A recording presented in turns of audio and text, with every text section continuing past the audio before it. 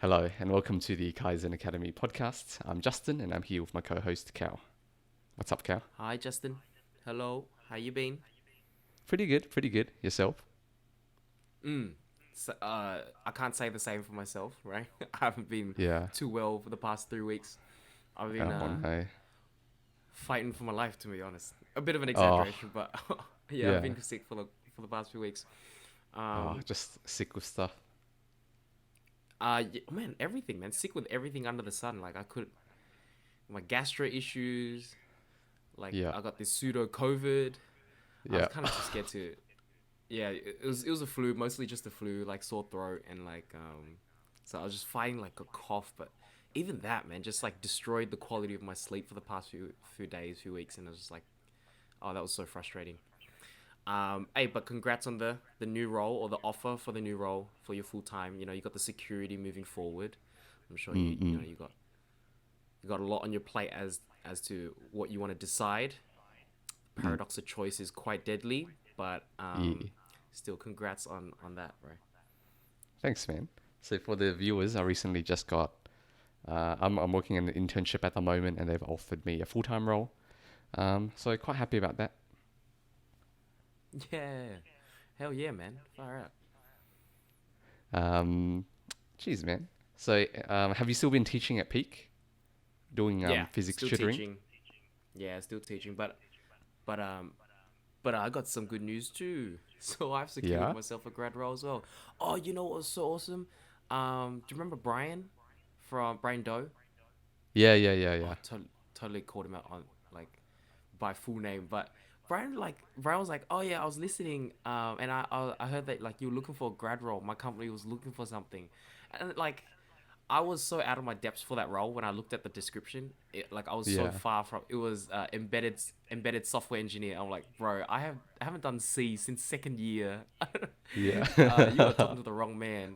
But just him reaching out and like sharing that with me, he was like, oh yeah, dude, I'll hook you with an interview, and I was like, oh, to be on the receiving end of nepotism is my favorite. I Yeah. was okay.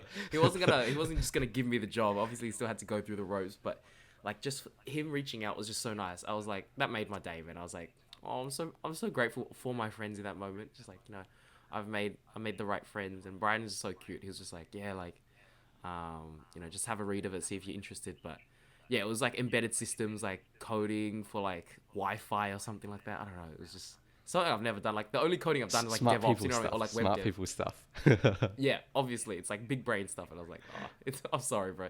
I felt bad. I felt bad that I had to say no as well. Like I feel like I let him down. Yeah. It was, but yeah, I was like, nah, that was too hard. But it was so cool. He was like, oh yeah, I was watching it. I saw you were looking for a grad role. But the good news is I've also secured myself a grad role. So security A. achieved. Yeah. So I'm also kind of pretty happy with that. But yeah, a couple. I still want to keep my options open in the meantime. See what I really want to do. But yeah, still teaching on Peak on the side. Still teaching. Oh yeah, teaching at Peak. Quite relevant to what we'll be talking about today. Hey. Definitely. So, today we're going to be talking about how to teach people. So, I think Hmm. throughout our lives, we all have to teach at some point, right? Whether you're just more experienced at work or something, and you've got to teach like the newbies coming in or the interns and stuff, or you're actually teaching for your role, like you're a tutor or a teacher or something along the lines, or like you're just more experienced in a certain hobby. You've got to teach other people that, or even like eventually, like you've got to go teach your little cousins or like your siblings or something. I feel like everyone at some point needs to teach something, and there are definitely good ways to go about teaching and bad ways to go about teaching, right? Because Yeah. I think being taught how to drive is probably one of the most common experiences that everyone has, and you've got like you've got some parents who are like screaming at you, and like Yep. while you're trying to like you're just an L plater, you're trying to like drive and stuff, and then they're screaming at you Yeah. like, oh, don't do that, don't do this, like. Yeah. So I feel like everyone would benefit from just kind of having a decent idea of like what things generally to avoid, what things generally to do. And I feel like you've got a lot of experience in the realm of teaching, right, Cal? You've been Mm. tutoring for a long time. You basically taught me all of HC physics in year 12 Right. leading up to our HSC. So I think that was kind of a prelude to your teaching career.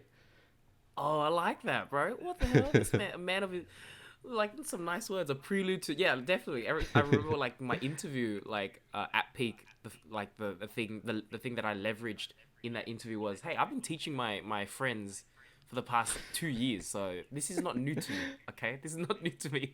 Uh, I got my homies. I already have students. You know what I mean? I Yeah, remember we yeah. had like at the library what was like the option topic quantity quarks, and I really liked that option topic. And yeah, I remember we had like, I was like, all right, sit around the table, boys. Let me give you a crash course of this one option topic or something like that. So yeah, I wasn't new to teaching even when I started teaching at Peak.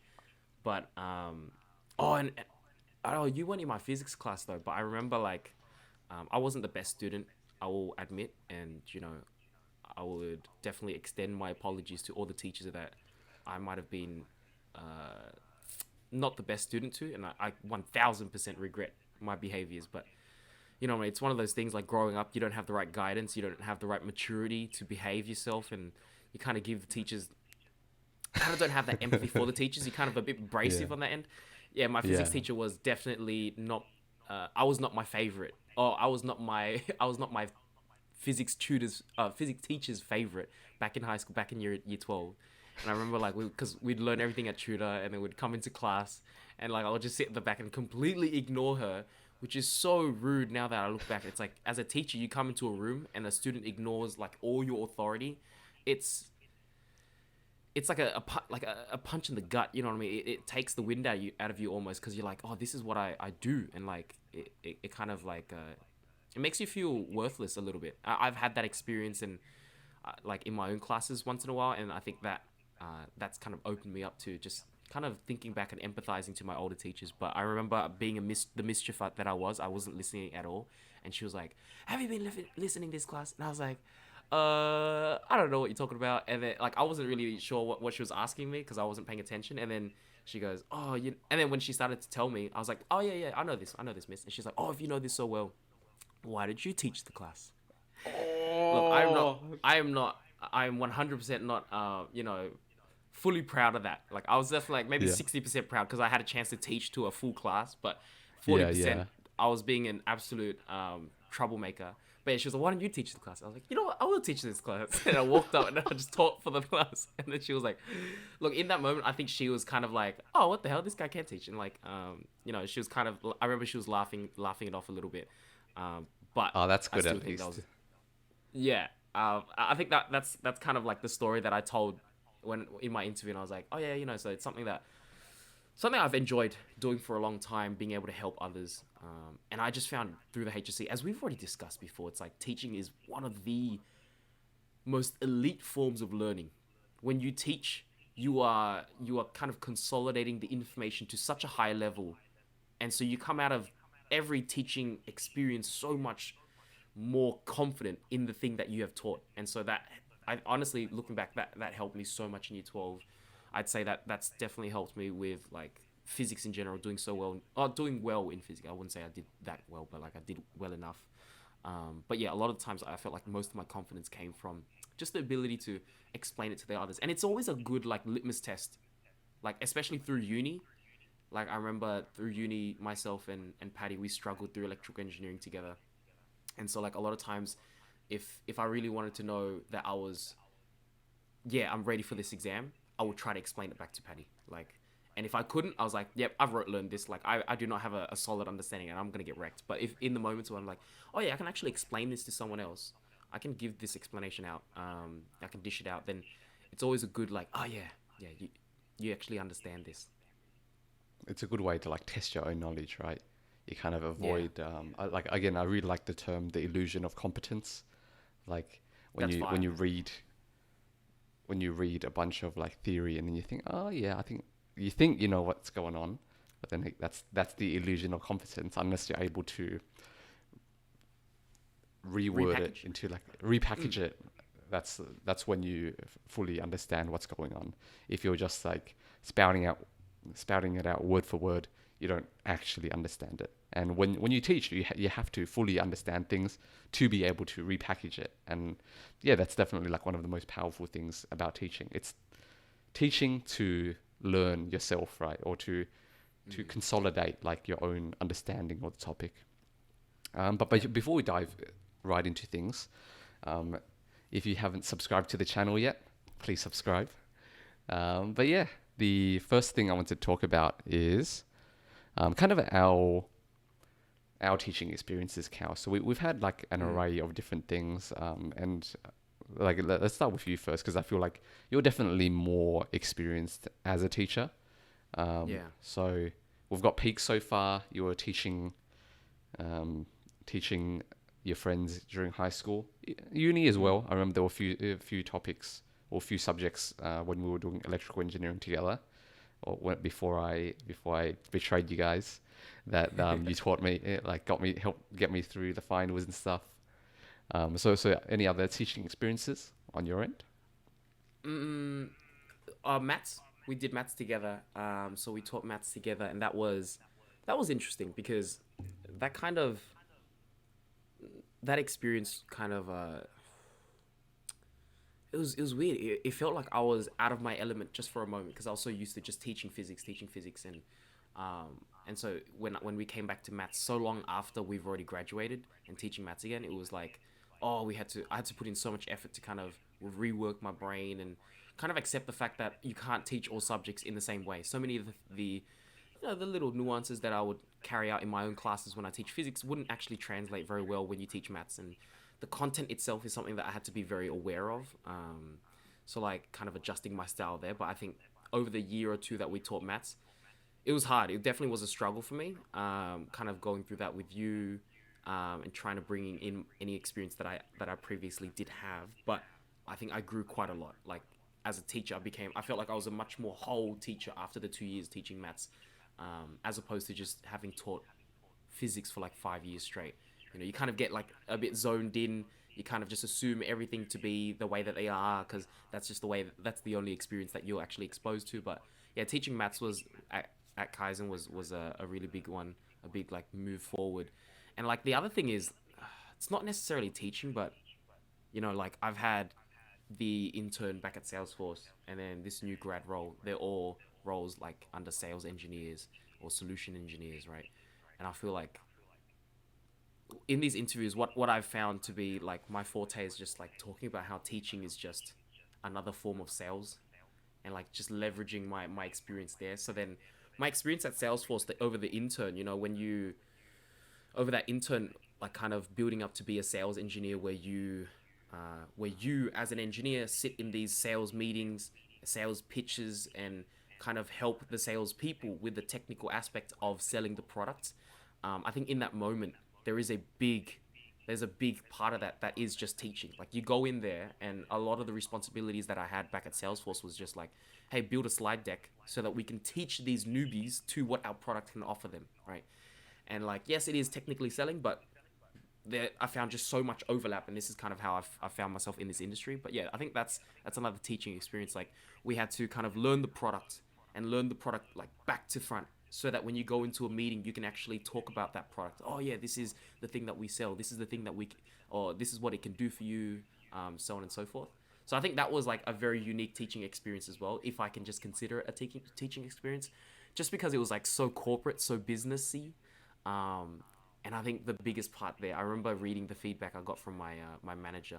I think I've been teaching like students for so long, so the way that I speak to my audience was very rigid, and then I didn't really adjust that to like say stakeholders. When you talk to say other engineers, when you talk to like your clients, you want like just that dash of professionalism that I did not bring Mm. to some of my presentations.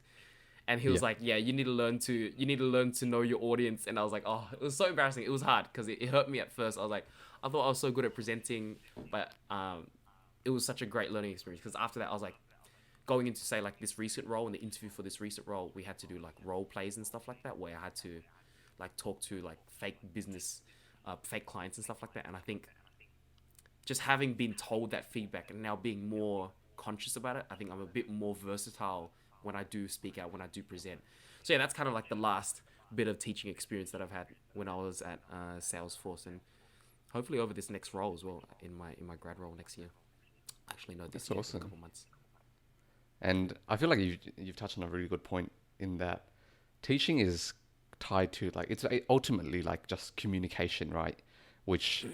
transfers over to like so many other places relevant to our lives. You just mentioned interviewing skills from teaching would definitely translate over, right? You're not teaching the interviewers, but you're still presenting like yourself as a candidate, presenting your experiences and stuff, and you've got to package that up nicely. You've got to have a concise story, I guess, that you're able to deliver in the correct amount of time. You can't drop your spaghetti and be all over the place with Yeah. your experience. And again, like you were saying at your previous internship, when you were doing presentations, right? That's also, in a sense, teaching because you're presenting whatever you're doing to either a client, out external client, or like a stakeholder.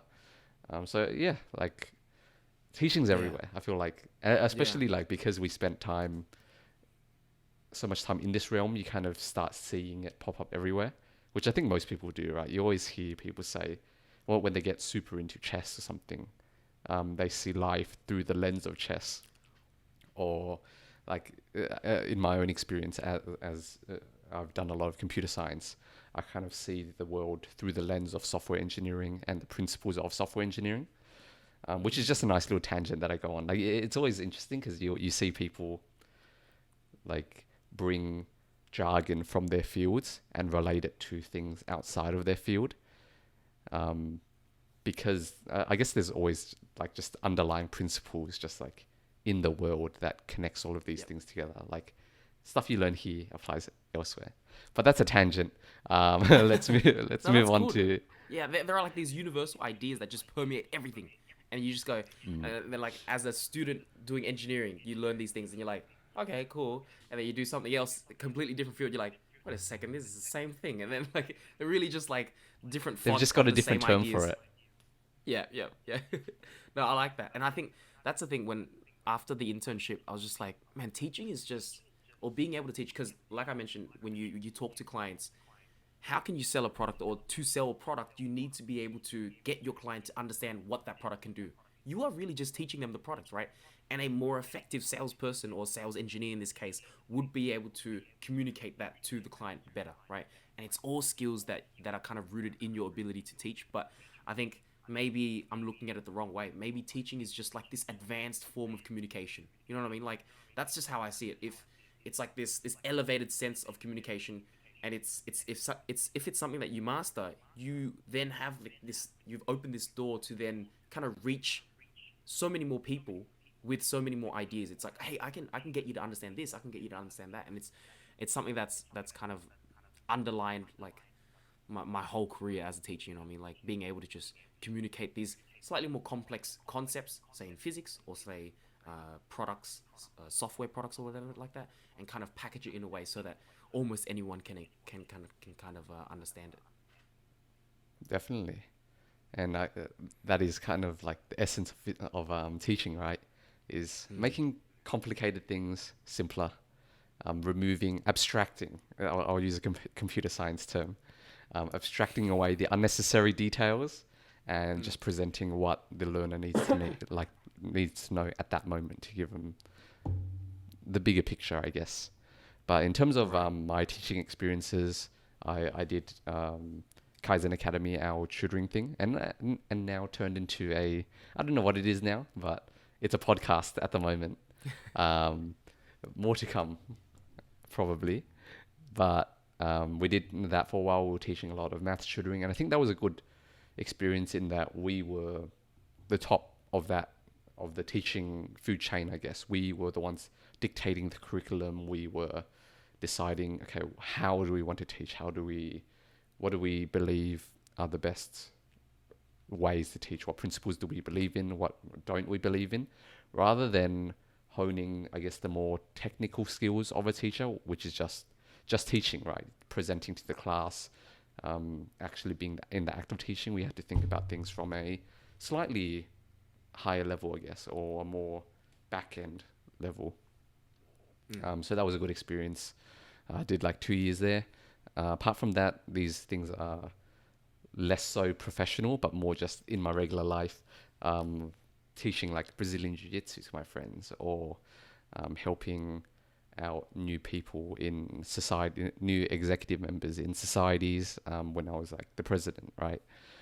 All of these different things are teaching. And I guess another one was when I was making graphics and like videos on maths when we were doing Kaizen Academy, and yet I had to really think about, okay, how do I present this piece of information in a way that makes sense? Because you don't have to teach to a live audience. Like making content is still a form of teaching, right? You've got to think about, okay, what do they need right now? How do I not overload them with stuff? So yeah, those are generally my experiences and our experiences. So hopefully, we've gleaned some bits of advice that we could impart on people. Um, so I think the first point I wanted to bounce off you, Cal, was Yeah. what do you think is the biggest mistake people make when they teach? Far out. That's a loaded And question. it's a loaded question. How so? Yeah, that's a heavy one. Like, I feel like Yeah. so much.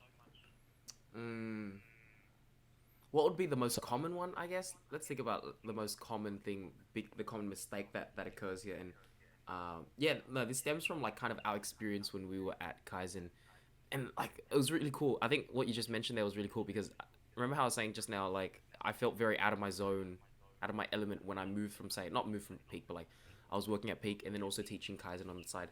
I think the different experience was just that we were at the top of the food chain and we could decide more big picture decisions, bigger picture decisions of, oh, how should this whole, like, how should our whole tutoring approach be, as opposed to over at Peak, I was just more so just a teacher. I was just teaching the way that I knew, um, and so we had to think about those other things right at Kaizen. But I think the biggest thing that I find myself, or most people find themselves kind of falling into, is just not being transparent enough. Like, remember we did quite a bit of research, so we were like reading quite a few, like, is it pedagogic? Is that the word, man? Like, how do you pronounce that word? uh, Pedagogic. pedagogy. Yeah, I think that's how you pronounce it. I actually don't Mm, know, mm, mm. but yeah, like Right. a But lot of just like we did, pedagogical books. yeah, we a lot of Yeah, those books. We were just like looking yeah. at, hey, what's the latest and greatest, like, not technology, but research in learning, in teaching, right? What is it that makes a teacher great? What is it that, yeah, what separates the great teachers from the good teachers, and what is actually effective? And so we did so much research, and I think the book that resonated with me so much was what was it? Transparent teaching, or Of visible learning. oh, visible learning, right? And the biggest idea in that was just, hey, you need to be visible, right? You need to be transparent. The inner workings of your mind when you teach, you need to expose that as much as you can, because that's not something that you would normally do. That's not the natural kind of like the default mode for yourself, right? When you talk to someone, a lot of times you have these unconscious biases where you kind of just assume that they know. Oh, I'm gonna assume that they know this. They assume that they know that. And I think the first tiny mistake that a lot of people kind of see themselves or having to get over as when they start teaching, say, on a more serious level, is just that, like, not the separation of myself and the people I'm talking to. Do not assume, or I cannot assume, like, that these people know these things. And it's such a simple idea, but I think it's a very easy trap to fall into, because it's so easy to just, when I'm talking to you, like, just assume that you know the things that are going on in my head. That makes my life so much easier. But obviously you'll see very soon that no one's going to know what the hell you're talking about, right? And I've always found that to be one of the bigger mistakes, and that's why you probably hear, like, when people talk about teachers, they're like, oh, um, what is it, if you can't, or the general sentiment is just that, smart people don't teach very well just because they're a bit too up in their up in their mind for a while. Like, I definitely felt a bit of truth there, because a lot of times when I felt that I excelled as a teacher was because of, looking back, because of my struggles, because I had to kind of work so hard to get to where I was in terms of, say, physics, right? I had to work so hard to actually wrap my head around that concept. It didn't come as natural to me. And so then if I expose my inner mind, my inner workings of how I got there, I was able to help a lot of students kind of through the same process. So yeah, I think just understanding the struggle of having to go through or having to say learn a certain thing, and then making sure that you don't assume that that person has just already arrived at the destination, making sure that you see everyone as a clean slate, as a blank slate, and then really like being self-aware to a certain degree, and being transparent with your thoughts, being transparent with the kind of the thinking that you're carrying out.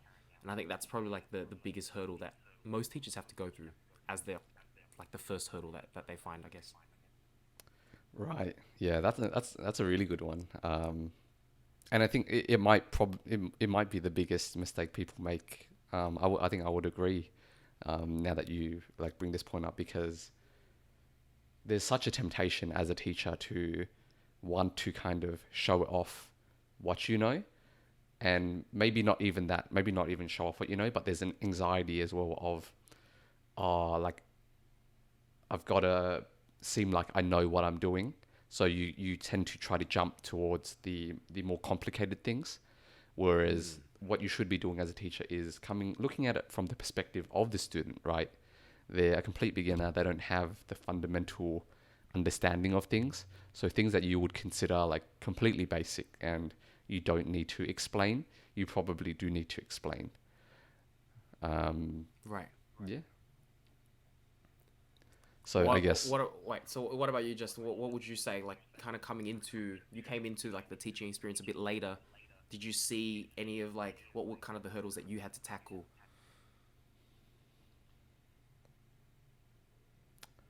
I think the biggest mistake that that I saw, that I would see outside and like in myself, I'll give a different answer, because I think that your one I would probably agree to be the biggest mistake for myself, that I had to learn, which was not reframing it in terms of not like this is the content, and like it's not a presentation on the content. It's more trying to look at things from the perspective of the student. Like, okay, what's their mindset right now? Like, what potential roadblocks they could go like hit. But another one would be that I think there should be more of a emphasis on practical skills rather than theoretical. And this is like, for example, in the context of maths, I think there's a temptation to just show students what to do. Like, okay, this is how you do this question, and then here's how to do the next question, and they'll just copy it down. Yeah. I think what ultimately we found was the best way to go about things was showing them something and then having them immediately practice that, and then moving on to the next concept and showing them the next thing, having them immediately practice it, and having that immediate feedback loop, I guess, of practicing and then getting feedback on it, as opposed to just dumping a lot of theory. No, I think no, I 100% agree. I think the problem there is just that a lot of teachers get so into their own zone, as most teachers do, and they don't realize it's a two-way streak, you know what I mean? When you're teaching, it's like I said, it's like a form of communication, and you need to involve the student in that case. A lot of teachers kind of go off, they get so passionate about the things that they teach, and they go off on a rant, they go off, they completely forget the students are even there, you know what I mean? They're in their own zone, making sure that you involve the student and you give the student, say, the practical application or the practical experience in whatever it is that they need to be learning. Yeah, it's so important. And similarly as what I mentioned, it's just like there's a temptation to do that as well. There's such a temptation to be like, hey, this is what it is, right? Or like, I want to flex my knowledge on you, and then completely leave the kid out hanging or the student out hanging, and like they don't have a part, I guess like a part of that overall discussion, right? And I think this kind of extends into a bigger idea, but like one of the bigger soft skills of being a teacher is just having the empathy, like carrying enough empathy to see it from the student's perspective, right? Yeah, definitely. I think empathy is such a big thing that you don't, because you often see like in movies or maybe even in your own life, right? Teachers that take a different approach of having a hard line like approach of discipline, like fear, like kind of like a drill sergeant where like, oi, like do your work kind of thing. Like Yeah. you're so dumb. Like, well, why can't you like get this kind of thing? Work harder. Um, which is definitely an approach. I think we're both in the camp that we don't really like that approach. I think we generally come from from the perspective of compassion. A compassionate way of teaching is better. Um, but yeah, what do you think of that, Cal? Yeah, What are your like thoughts it's a on? bit of a cliche at this point, eh? Like the bad teacher is always the authoritative one, the one that's like a totalitarian like dictator in the classroom, like my word is final. You know what I mean? And like yeah, you see it in pop culture references and you see it in movies, and it's like I think it's cliched for a reason because there is far too much research out there showing you that if you cannot have if you cannot bring in an ounce of empathy into the classroom, you will not connect with your students. Like you close them off so quickly, right? And throughout my experience, like whenever I've had to talk about my teaching experience, it's always been about empathy, right? It's always like yeah, you just need to make sure that you don't lose touch of where the students are, what where the students come from, right? And that's why we see so many students graduate high school or graduate the HSC and then immediately become tutors. It's effective. There is definitely like a reason why that's such a popular market, right? For like fresh graduates to be tutors because they can empathize the best. And like the older you grow, the harder it is. I'm finding myself quite like I'm finding myself like slowly lose a bit of touch here and there. Like I don't feel like naturally empathetic for the students anymore. I do see myself needing to put in effort to then go, what do I think the students will be thinking about in this moment in time so that I can then structure my slides in that way, right? Whereas when I was a fresh graduate, it was so easy. I was like, yeah, I was a student like 3 months ago, so teaching this is super super easy, right? But yeah, empathy is it's just huge, and I think I find a lot of teachers who might not be cut out for it don't really keep that in mind. Like early on, the empathy comes very easy because they're a lot younger, and then they don't realize they don't put in like an active effort to then hone that empathy skill, right? To hone that soft skill, and then like later on when they slowly lose touch of that empathy, it kind of just drifts into you drift into this teacher of just like being like kind of in your own world, right? And then the kids are just like, I just don't understand what the hell this guy's saying. I never understand what they're saying at all. But yeah, definitely, we're huge compassion. We're like big fans of the alternative to that, right? All we're all about compassion in your teaching, making sure that you see where they come from, making sure there is an open dialogue. Oh my god, that's what I was looking for, right? The open dialogue is so important. Making sure that your students have like a safe space to actually speak up. I think A safe space probably to the speak biggest up, principle. like ask for Yeah, feedback, ask for yeah, like help when they need it, right? But just to play and devil's what like advocate for a second, yeah, Cal, yeah, because I have seen like that other style, that very authoritative style of teaching work, right? mm, Like it's still quite prevalent, I think, like in the world, um, and for a reason, I think. Like there are definite benefits to that. Um, like in the military. like in the military, but even like just say like tutoring centers, right? Like I think we both went to tutoring centers where it was more based on fear. Like, okay, you don't do your homework, you might get kicked out, or like Right. stuff like that, right? Motivating students through fear, or a way that is less biased, I guess, to phrase it, is teaching students discipline, like through fear, Right. um, or through like showing them there are consequences to not doing work or whatever. Um, what do you think of that? I guess like man, like everything that we everything that I've come across in life, man. This is more so like a like philosophical like life moment, but it's like um, it's always balance. There's always, I think there is space for being an authoritative leader. There is time for being an authoritative leader. Like there is, and I think when even like the last course that I did at uni, it was about like leadership and stuff like that. There are many types. There's a democratic leader. There's an authoritative leader, and I think the big takeaway was just that there is no one true leader. You need to take things case by case and scenario by scenario. And there are times where you do need to be authoritative. But I think if authority is your tagline, is what you run by, I don't think you'd find much success, right? Do I think that you need it in your life? Yeah, there are definitely moments where you need to put your foot down, and there needs to be kind of like a bit of an authority or like a hierarchy structure in the classroom, right? But that can I don't think personally I don't think that can be your center, right? The center of your values as a teacher. I think. I would agree. I think one point that I've been thinking about is to kind of reconcile these two ideas is that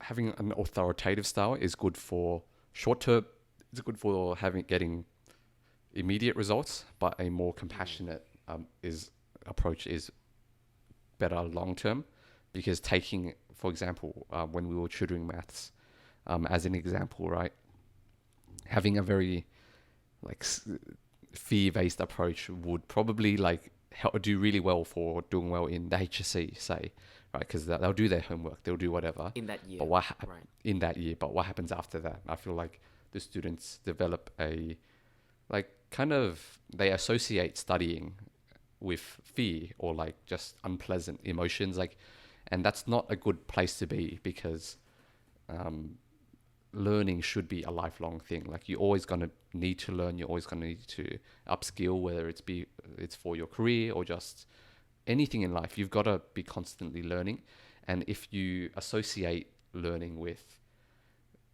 just being unpleasant, yeah, that's not a good thing for life because like then you just want it to be over. I just want to stop like having to learn or like put in effort to learn. Whereas I feel like a more compassionate approach shows that learning can be rewarding, it can be fun, and that gives students a more intrinsic appreciation for learning things, and that's just better for you in life in general. Yeah, yeah. Like oh, what is it like in maths especially? Like remember there was this idea of like a maths anxiety. You know how some students will be like, "Oh, I'm just not made for maths," when in I'm not a reality maths everyone is made person. for maths.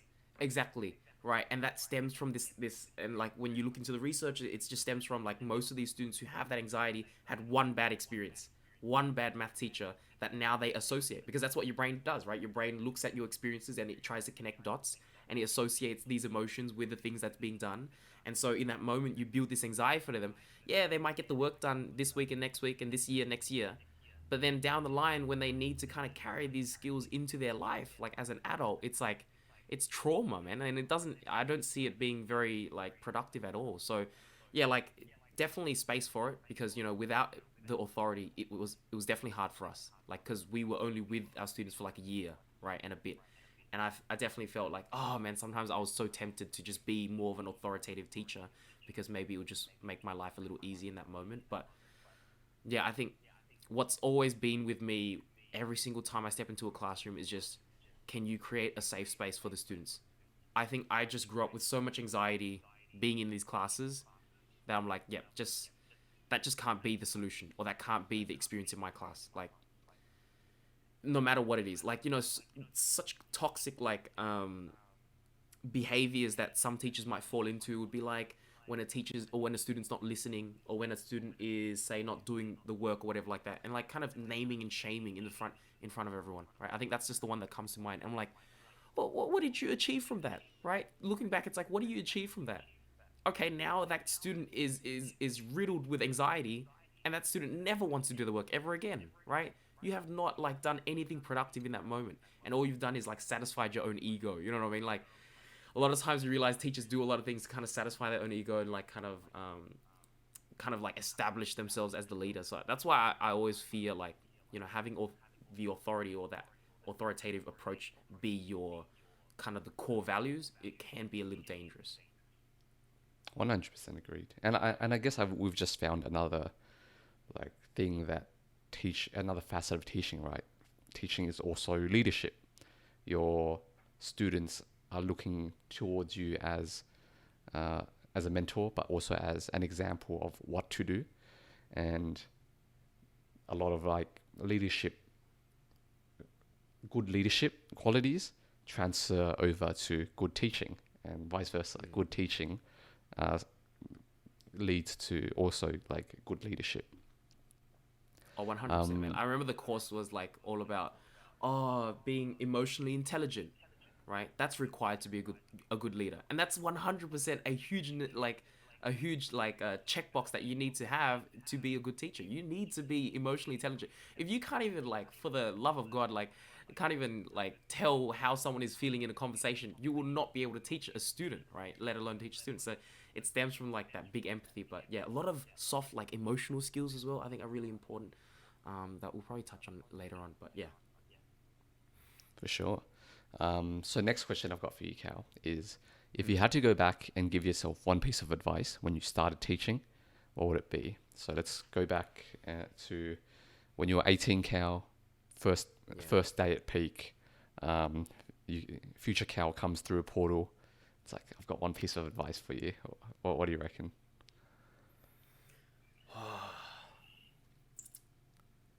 I think the biggest one would be doing less is more. Like, just don't be doing too much. You know what I mean? Don't be doing too much. I think what I found in the later years was I would try to connect with my students very quickly. Like, try to get on, build a rapport very quickly. And I kind of do too much. Like, oh, hey guys, and kind of be with the kids. Like, oh, you guys watching this? You guys are doing that? And it's like a lot of times that doesn't really reach them because it's very superficial. It's very surface level. To kind of get them to accept you as a teacher, to bring them into their lives as a teacher, as someone they truly respect and someone they actually want to listen to, just comes with time. And I think the more you try to manufacture it, the less genuine it becomes. And for me, I've always wanted to be a genuine teacher. I think I always try my best to come across as genuine as I can be in all the actions that I kind of carry out in my classroom. You know what I mean? And so, kind of building that trust comes naturally a lot of times, and you got to kind of, it's one of those things where it's like, or one of those things in life where the less you're trying, the better it is usually.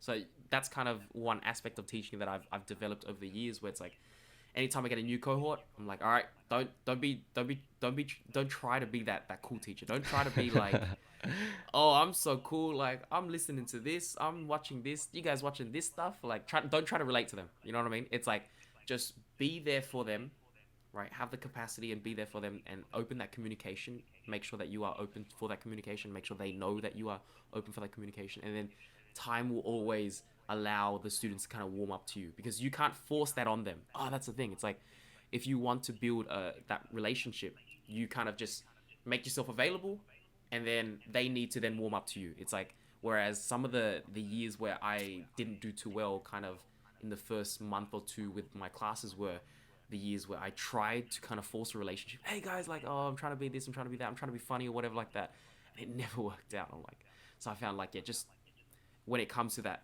kind of that relationship part of, like, being a teacher, or the relationship between a teacher and student, you just need to make sure you're available and do what you can to be there for them, and they kind of come to you through through time and through experience, I guess.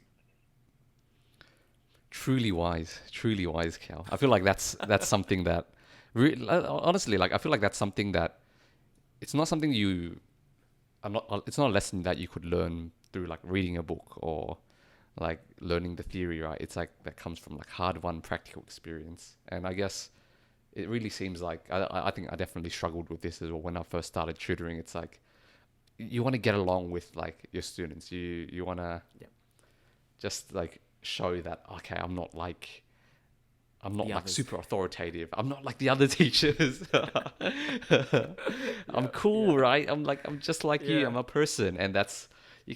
It's that's not the go. Like if you try to force it too much, it looks It just doesn't work. It's disingenuous. weird, eh? It doesn't work. It's so I think that's good. I like the way you phrase it. So what from what I understand is you've got to you've got to still be compassionate. You've got to be, but it's more you're opening the door to communication. You're showing Yes. that, okay, I'm approachable. I know my stuff. Like you can ask me questions. Um you can, I'm opening up a safe space, but you can't be the one forcing it. They've got to be the ones to kind of warm up to you. 100%. Yeah, that's exactly it. Interesting. It's yeah, they when they make the decision to trust the teacher, when they make the decision to, I like this guy, I'm going to listen to this guy, That is so much more valuable than them being forced into, listen to me, this is what I have to say, I'm smart, I'm a genius, look at my credentials, blah blah blah blah blah. It's like, no, just teach, do the role, that do what you must as a teacher, and be available for them, and show them why you might be someone that they should listen to, or something like that, right? And making sure that you created that safe space. Man, safe spaces are so important for me as well. I think as a teacher, it's something that I've always championed. Regardless, I might have championed a bit too hard, where it's like, I'm a bit too lenient on some of my students, but even then, whenever I look back, I never regret it. I don't think I ever regret it. um, I've always had, like, I've had some students through my later years, some students come through my classes where they're just not interested, right? They're not interested because they're not on the same wavelength as some of the other students at peak. A lot of the students that come to peak, they're all very high performing students, and when they come to the class, they've put the time and effort to come to these classes, these extra classes, to learn and help them perform better at school. And a lot of the times, the students that I get are not forced there by their teachers, by their parents, right? So it's not a toxic relationship to begin with, but I've definitely gotten some of those students in the later years, and I felt like I've only been able to break through and communicate to them, kind of reach out to them through creating a safe space, through my compassion. There's never been like a time, because I've had some students where they've come to tutoring for physics, and then I talk to them and I go, what are your end goals? And they don't have the same end goals as other students. They're like, I don't want to go to university, and that is perfectly valid. You know what I mean? It's perfectly valid. And so because of that, they felt like they didn't need to put any effort in. And I think in that moment, if I tried to force him, hey, do your homework time and time again, I think I would just create a larger wedge and just kind of push him or her away, right? And I've had many of these students where I've just found, obviously, it takes a bit of time, but being emotionally available as a teacher, hey, I'm here for you, and creating a safe space for them, have always allowed them to eventually open up to you. And it's like, being able to reach through to those students were definitely the most rewarding, like, experiences as a teacher. But like the ones that they absolutely hate it there, but then, like, having a safe space, they kind of, with enough time, they warm up, and they're like, I might not be looking for an ATAR, because I'm gonna be like an electrician after this anyways. I don't need a good ATAR, so I don't need to do well in this subject. So it's like, what game do they have when they come into my class? I create a safe space so that they feel good about physics, they feel good about learning physics, and so they're motivated out of, like, an intrinsic joy to be there, right? And I think that's so much more important than hitting the grades a lot of the times. Oh, I need everyone to get a band 6. It's like, yeah, that's really awesome, and I love that. That's definitely a really fun thing as well, a part of teaching. But can you offer them, like, a wholesome experience? Can you make sure that you do not give them PTSD from this one experience, right? Can they hopefully hold on to this idea of learning, and make sure that they carry that experience into other aspects of their life? If I can do that, I think I'm very satisfied with my performance that year, per se. And I guess, just to make this a bit more concrete, do you mind if we run through an example of, or some examples of, what you should be doing to make your students warm up to you, and things that you shouldn't be doing? So you mentioned already, like, don't try too hard in terms of being, um, oh, what shows are you watching? Or like, oh, I'm like listening to the same music, right? But how do you, so for that example, I guess the value that you're trying to portray is that you're approachable, they can talk to you about, like, whatever they want, like, you're safe to talk to. Yeah. How do you show that, or what in your experience is the better way to show that? And just to bring this up, in case we've lost people in terms of, who aren't teachers, I feel like this is applicable if you're a leader, right? You've got new members on your team who, like, oh, you want your team members to feel like they're all included in the group. Again, you don't want to come off as being too much like, oh yeah, what are you doing like this weekend? Like being all buddy buddy with them. I feel like it's Yeah. a similar thing in, as a leader, you've got to show certain values, and have the door open for them to approach you and warm up to you. So yeah, I guess in terms of that, how do you show that show your students that you are approachable, that you are someone that they can talk to? Man, yeah, like, it is. There's definitely so much overlap into just being a generic leader, in a leader in any sense of, like, say, your work life or anything like that. And so I think it all stems from how you carry yourself, right? You want to make sure that the mannerisms that you bring into the classroom, bring into the team meetings, they actually reflect the values that you want them to reflect, right? You are actually an active listener. When I sit down or when I teach in this case, let's take a scenario from the classroom, and I take questions from the students. Are you even listening to them? Right? You need to be an active listener in that moment. You need to kind of show them that their voice has value. And that's just like in a team as well. Like if you want your team members to be working at like the best that they can, you need to make sure that they feel that they have value there. They don't, you don't impose any like imposter syndrome onto them. You know what I mean? You want to make sure that they kind of feel a part of the group and everything like that. There's an inclusiveness to it. But I think it's sometimes it stems from such small mannerisms. When I walk into the class, like how I take questions, how I respond to the wrong answers, maybe how I might respond to students that are a bit noisy, students that might talk too much, like how you carry yourself in those situations, they hugely reflect on what you want to actually get across. A lot of the students will then decide, should I actually listen to this guy in those tiny moments? You know what I mean? I think in those small, more candid moments, they will make the decision whether or not they want to actually listen to this guy or not. And so I think that's what makes teaching definitely not something that is super easy, you know, and it's something I have so much respect for. Real teachers out there with degrees, right, that go into real classrooms, go into public schools and things like that.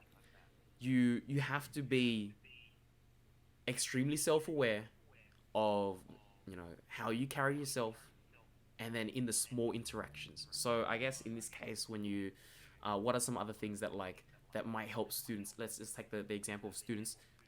What might help them warm up to you as a teacher, right? I've always found myself that like I said, don't I never try to kind of force that part of like, oh, I love this, I love that. Do you guys love this? Do you guys love that? And I've always found that they they kind of they respond to your honesty. I think another part of my teaching experience is I do wear my heart on my sleeves. I am a very emotional person, but I am very visible with that. And if a student makes me frustrated, I'm not gonna be I'm not gonna lash out, but I'm gonna be visibly disappointed. I'm gonna be hurt. Like if I'm hurt, you can see that I'm hurt, right? And I think being so being so transparent with my emotions, the students realize how much trust I have in them, right? To actually share these emotions, to share these things with them. And so I think, yeah, a lot of times I'm being honest in my own character, right? Being true to self, like who am I? Who am I as a teacher? And just making sure that whatever I do in my teaching experience, I am a reflection of that. I always find them warming up to that, like that always being my way into their lives, or my way in allowing them to kind of open the rapport for me. Just being true, being honest, and being confident in yourself. And then obviously, when it comes to teaching, there's definitely a proficiency, a technical proficiency to it. Like, okay, I also need to see evidence that this guy can teach me. So you do need to just carry out your job. Like, so just, you know, a lot of times the uh, the relationship part is kind of like is boosted by your ability to teach, right? That their willingness to open up to you is boosted by the fact that they see, oh yeah, this guy can teach, and like, so just maybe just making sure that you are the teacher that you're supposed to be in the classrooms. I find myself like a lot of times in the years that I struggled to connect with my students, I was like, you know what, let me just take a step back. I'm a teacher, right? I'm trying to teach them physics, so let's actually put my energy there and let me just teach them physics for a while. And in a few weeks, I find them just kind of coming back around, and it's like they've opened up. And then now that they've kind of opened up, it's a lot more natural to have those fun conversations, those buddy conversations, and it doesn't actually feel forced anymore or anything like that. So what I'm hearing is kind of to get your students to open up to you, to kind of accept you as the teacher. One, you've got to, I feel like the core thing that I'm hearing, correct me if I'm wrong, Cal, is that they've got to respect you. They've got to respect you in one sense, in terms of your technical skills as the teacher, how much you understand the content, but also on a personal level. Like, do they respect you as a person? Are you honest? Are you genuine? And I feel like, from my own experience, to show this side, the way you show honesty is through what you were saying, through vulnerability, right?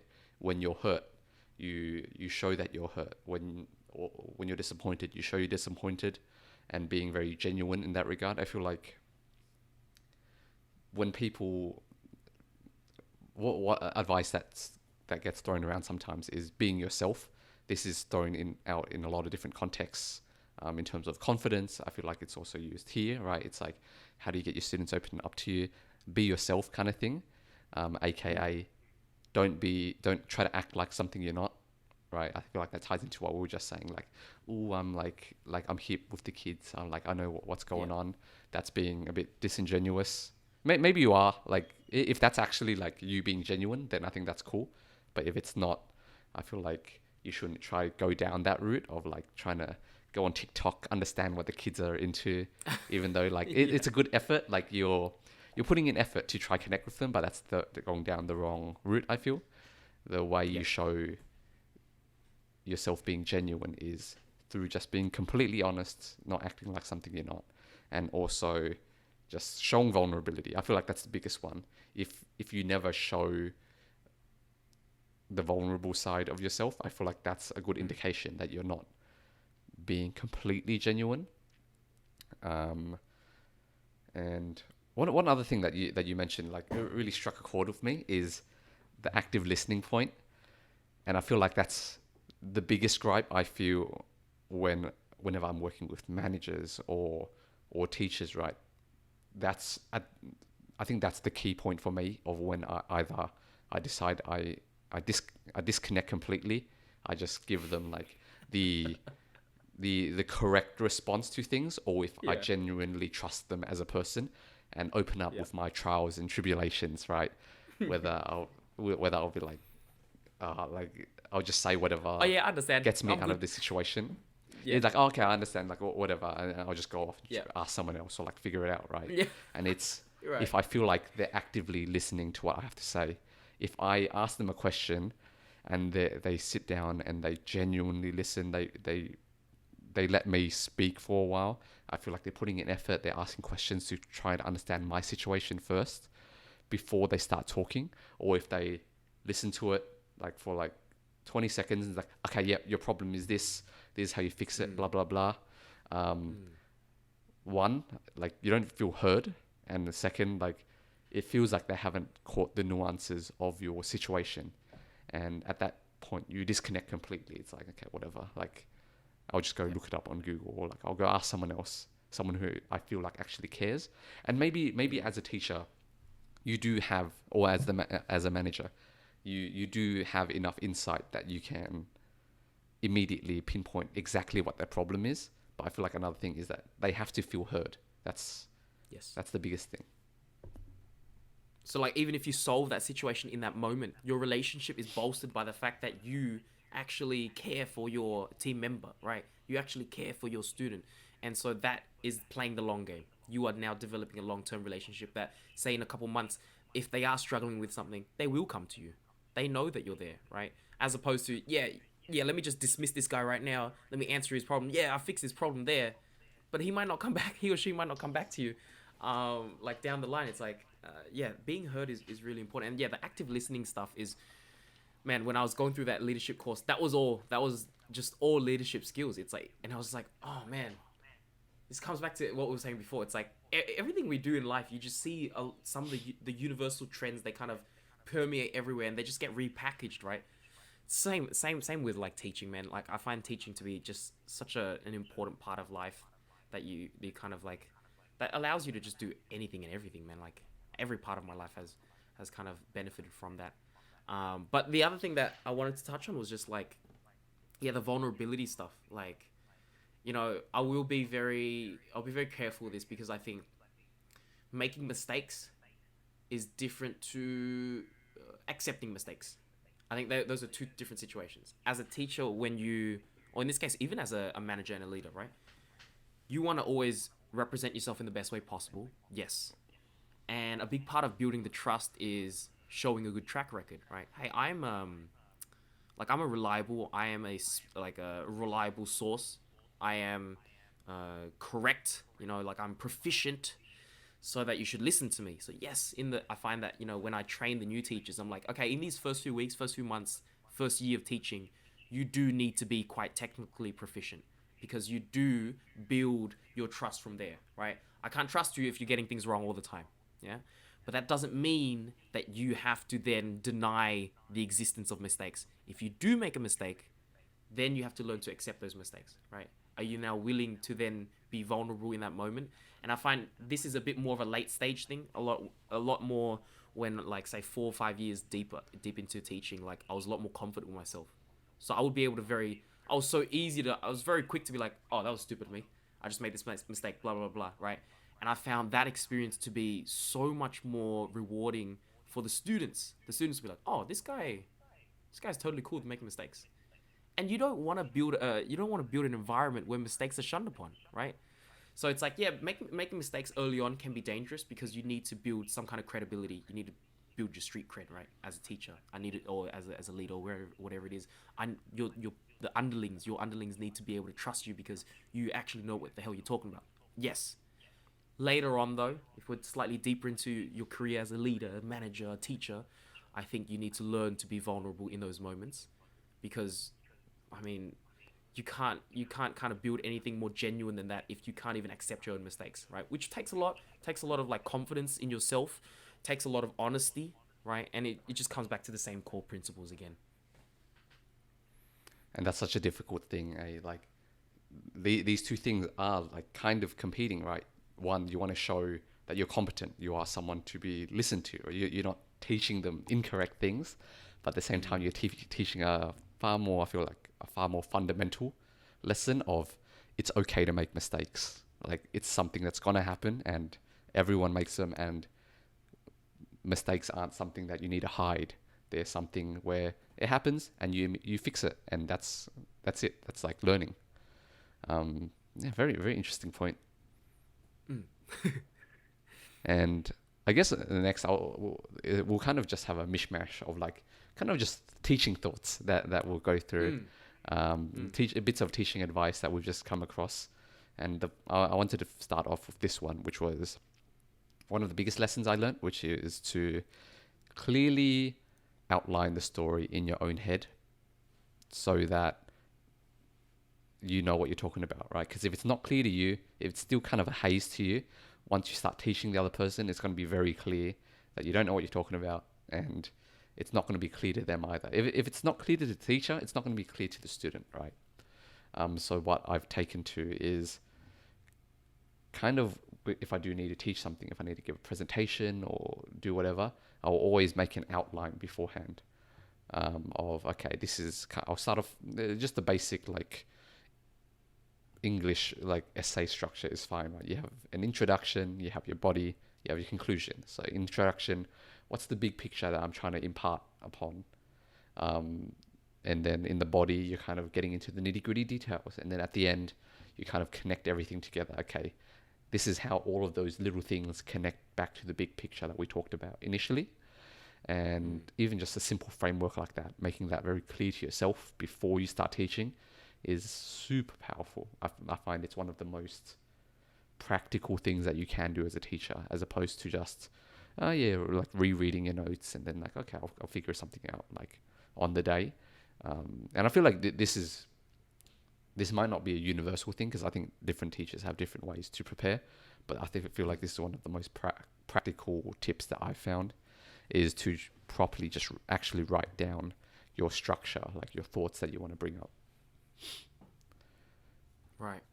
Dude, for sure. Like when you mentioned the story, oh god, like it's when I started Salesforce, and like even when I did that recent interview with Cisco for the same or similar role. So when it comes to sales, the first thing that they teach you, the first thing that you have to wrap your head around is that as a technical consultant on that team, as a technical lead on that team, say when you're explaining the technical aspects to the client, you cannot be there reading a brochure. You can't be there just to list out features. No one is going to respond, or no one's going to open up to you in that fashion, right? And I found this when I went through these roles, or I had experience in these roles.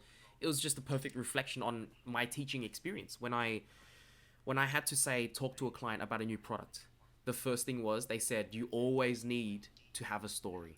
And the way that they did it at Salesforce was you have a persona. The way that you walk through the features of a software product with a client is you take an example or a hypothetical persona and you walk through their customer experience and how that customer experience might touch onto these software product features.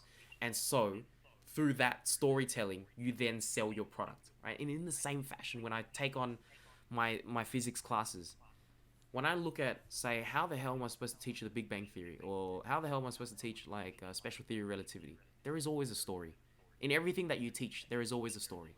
And I think the better teachers, the teachers, the great teachers from the good, the way that I separate it or the way that I see it is just that a lot of the greater teachers, they have some kind of storytelling ability, that kind of sucks you in. And no matter what I'm teaching, you know, students might look at, I don't know, especially theory relativity, it's like kind of gag in your mouth a little bit. It's like, oh, what the hell? But then a great teacher would be able to spin that into a story, right? A very strong narrative that takes you from point to point, doesn't feel disjointed, and is able to kind of like weave you into that story and make you feel like this is something that you should be learning about. This is something you should be listening to about. And it's always about the story, right? There is always a narrative. And even when I train teachers, the first thing is like when it's, yeah, do you actually understand the concepts? Good. Okay, that's one. But the next thing is when you go into the classroom, what's your narrative? Okay?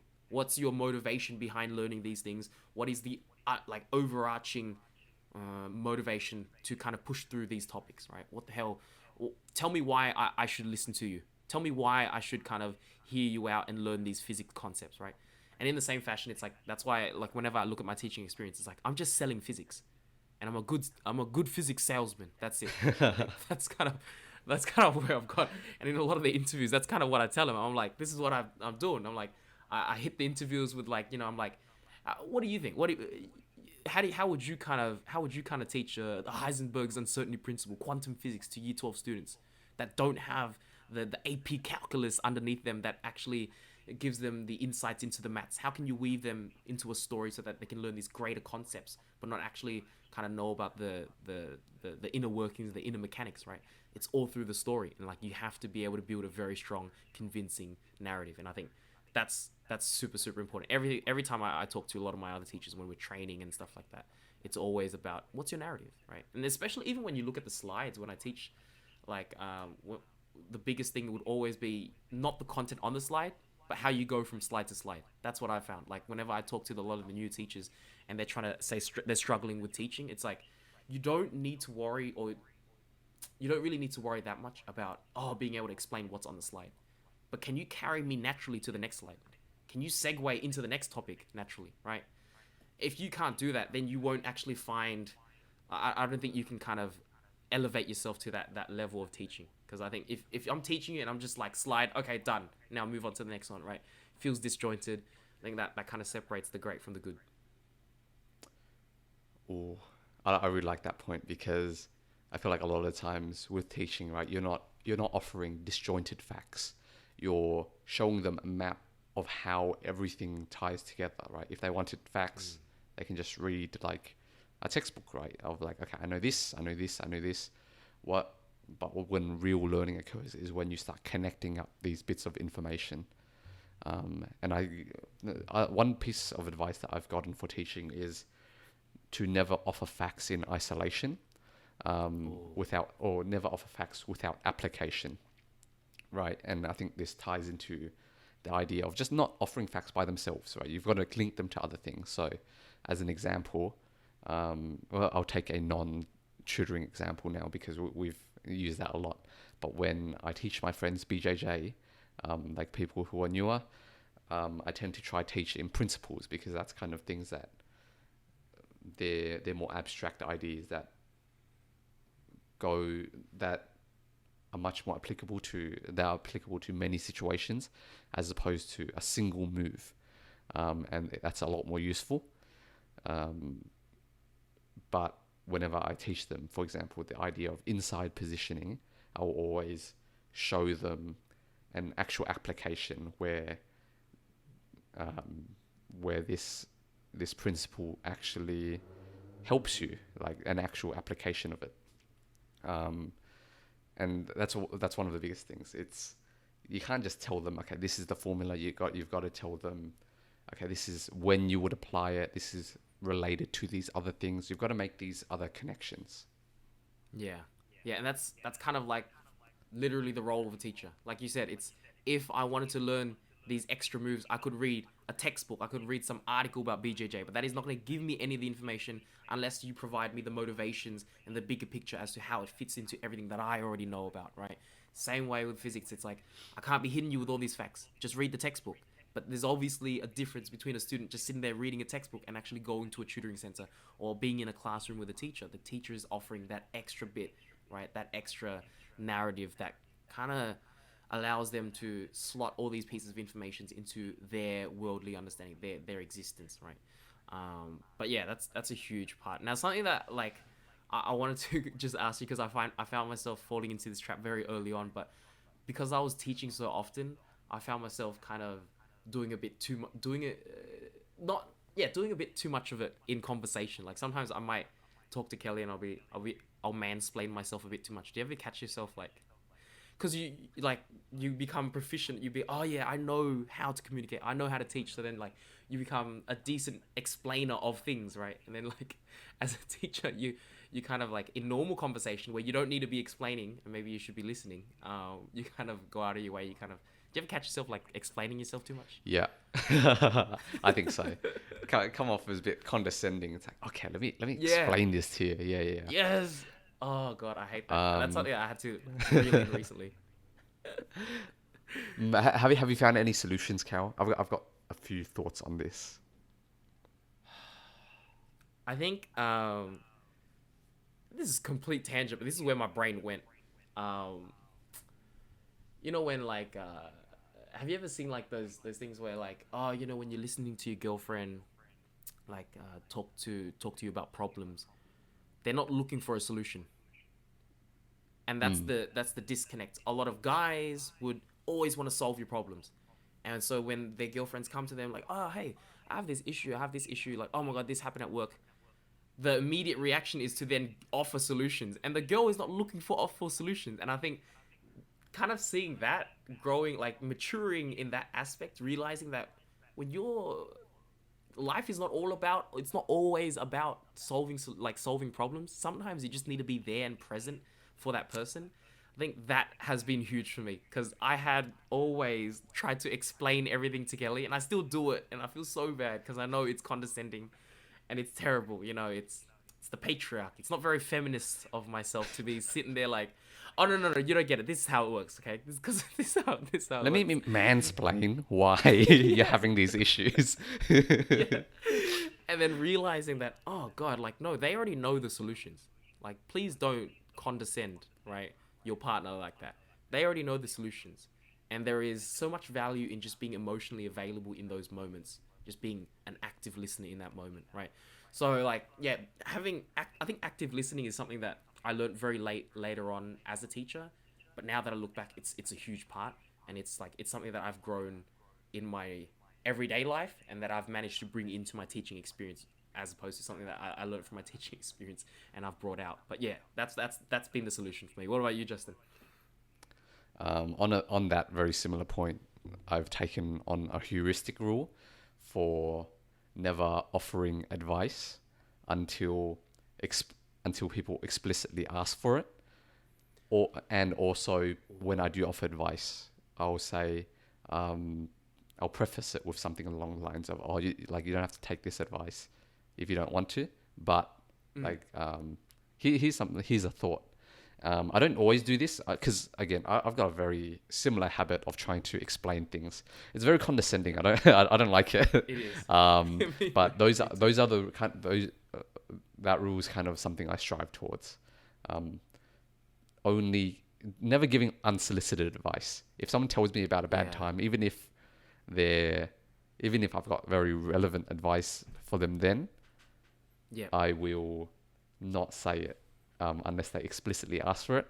I save that for this podcast, Cal. I think that's one of the reasons why I like this podcast. It lets me mansplain for like an hour and a half.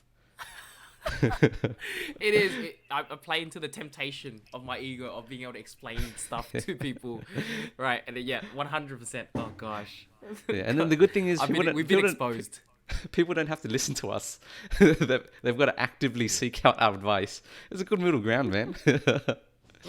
Okay, true. Okay, true. Yeah, no, that's so important. But like, there is always a temptation. Like, I don't get it. Is it the DNA of a man? Like, what is? Is it in my DNA to just always try to offer solutions, or maybe the DNA of an engineer? See, that's the thing. Yeah, It's like I feel like that's not going only is we're starting to go the other way of being sexist towards men because I don't think it's a inherent inherent trait of like dudes. I think it's just us, bro. yeah. Okay, yeah, true, 100%. I think it's just like the other problem is like our careers are very they're centered around solving problems, and then you Yeah, don't have the right boundaries, and you don't realize, oh, this is not work. This is a conversation with my girlfriend. I need to be there for her emotionally. I'm not trying to solve her problems. And honestly, this is me talking to myself, man. Like, because I still need to improve so much, and Kelly would definitely appreciate me not mansplaining to her too often. But that's so good. I think that needs to be another thing for myself, like a mental note. Not giving out unsolicited advice. That in itself would help so much, man. for sure. That's a good tangent, dude. Very relevant. Any other pieces of advice in terms of teaching that Mm. you have for us to wrap up with? I think it ties into our bigger theme. It's just like teaching is gonna be like, I think the effective teachers out there are always willing to learn. When I step into the classroom, I am open to learning. Like, I am obviously, I'll have sometimes like I'll teach some years where I'll teach James Roos students, Borka students.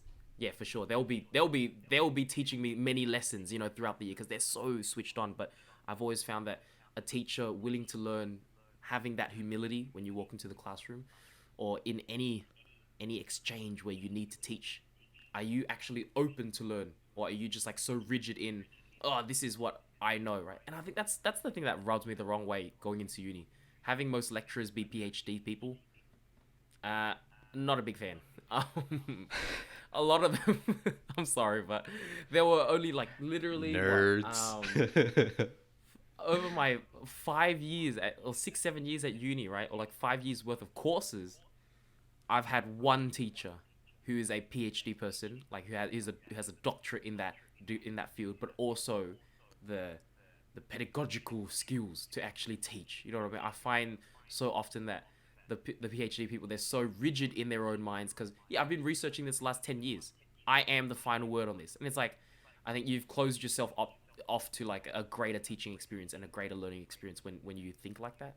So yeah, I think just the last thing I want to say, like, teaching and learning, they come hand in hand, man. Two sides of the same coin. It's like, and once you kind of accept that, you'll find new heights in both. For sure. And oh man, like if you feel bad for some of these lecturers, like they don't want to be teaching, they're forced to, but Ex- yeah, a lot of them are not good teachers, dude. They're like they know their stuff, like of course, like they're doing the research, the cutting edge research, but they're just not Mm. good teachers, man. They should listen to this podcast. Stroke stroke our own egos for a Only if they're second. actually seeking it out. Only if Yeah. they're actually Only seeking if it out, they're right? seeking it out, true. If you're not looking for this advice, don't listen, please. All right, and I think we'll finish off there. I think we've had some good discussion points. Let's finish off Mm. with our song recommendations for the podcast, Cow. Mm. You went with Usher this time around, so I was just like, I was coincidentally also listening to a bit of Usher, but this is a really niche song, and I've had to like Google my way through like so many different links to find this because it's not like a fully released song. But do you know the song Okay. Icebox, Justin? Nah.